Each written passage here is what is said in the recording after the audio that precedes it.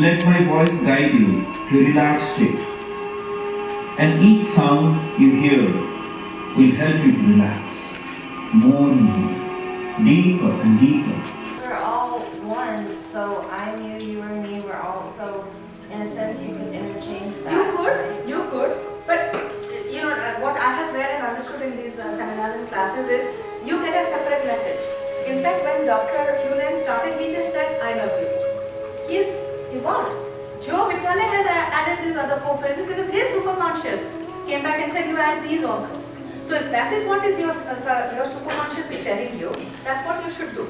But basically it is because you are not, I forgive you. That means you're going out. Who are you? Who's you? Please forgive me. The minute you step out of your body, you are, in a different territory. You have no control over anybody else or anything else. You only have control over yourself. Between the left side and the right side. Left side is the sun energy, right side is the moon's energy. So when you combine them together in different postures, it brings a balance to the prana. So we'll understand more about the pranayama practice, how to bring the balance. So we'll touch upon many different things because you guys have past science. It takes about 12 years to just learn the basics. It's called one tap. Tapa, tapasya. Tap is about 12 years. So it takes 12 years to understand. The minute you decide to do something, the people and the situations and the support will come into your life. That much I can tell you from experience. And you're keeping a right arm open to receive the grace, the divine opportunities and all the good things in your life. And you rotate from right to left hand, just like that. And there is a mantra that goes with this. Om Mani Padme Kum. It represents a female gland basically. It makes fact, it becomes like a crystal. Om Mani Padme Kum. Out completely out through the nostrils. Again, breathe in both. Breathe out.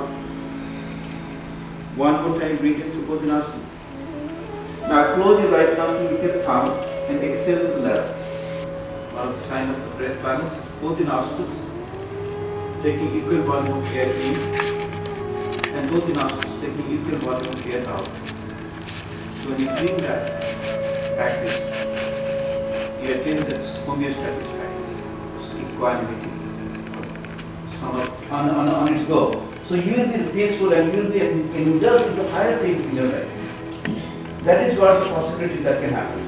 So when you can do multiple things, so-called, like you're constantly remembering something positive, you're constantly working with bigger ideas about life, you're inspiring lots of people, you're thinking about new ideas of writing books. So all these things can happen when you're doing something mundane, like you're washing the dishes, your mind is thinking about it. There are a lot of times happens like that when your body is engaged with small things, but your mind can be free to investigate into bigger things, isn't it? You don't have to.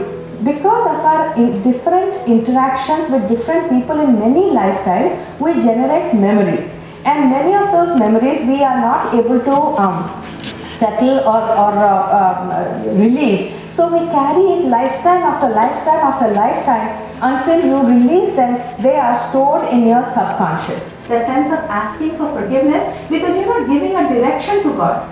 You are giving Him permission to intervene. God cannot intervene unless you give Him permission. That is the power of free will. That is where the choice comes in. So you have to surrender. Your life purpose is, your desire is linked to your life purpose. You have to figure out what is your artha. That is, what is the purpose for which this soul, your soul, has been born here.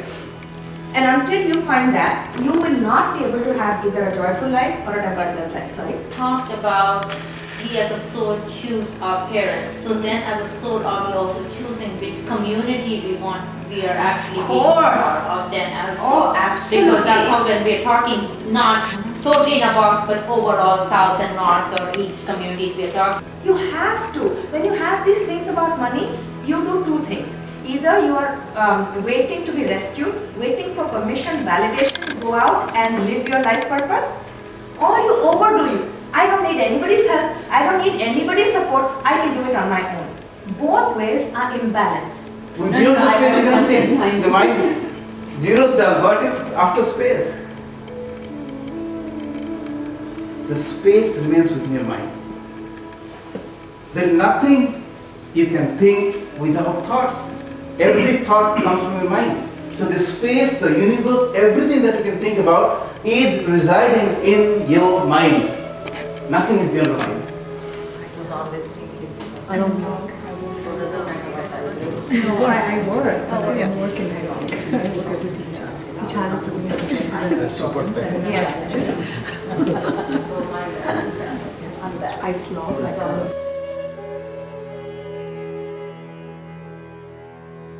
You can imagine having a, I think, 9-year-old son, and then he knows dad is dying.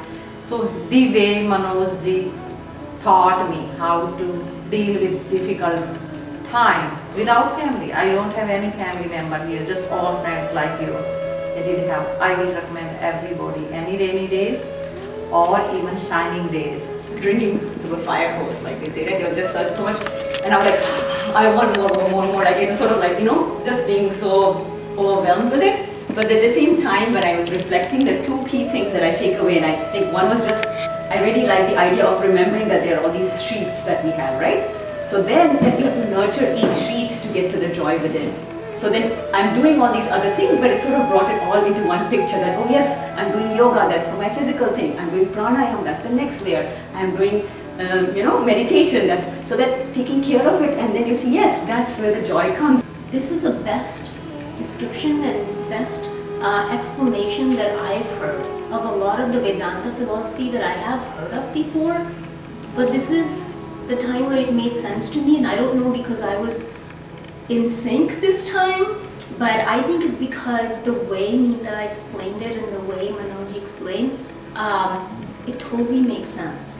I think that the whole superconscious, the conscious, and how it connects. I knew all those concepts, but now it's kind of like, it was explained in a way that it would stay, is what the shift that happened for me. There's so much more to know, that it's an ocean. You probably think you know everything. The ocean that you see is not the only ocean. There's water beyond the ocean that you don't see. And this is what the class had to offer.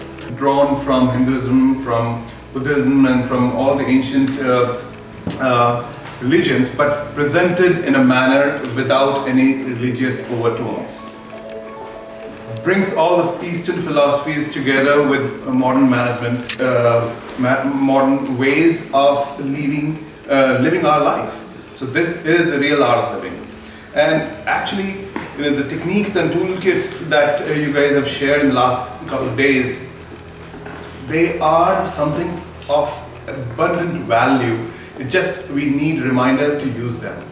And I hope the reminders that you'll be sending for 40 days, if you form a practice, they will stay with us for a lifetime. So thank you for a gift of lifetime. It's very warming to see somebody who feels so much and wants to share it, and the breadth of your knowledge. You have so many tools in your kit that you're able to offer. It takes a lifetime to accumulate such a wealth of knowledge.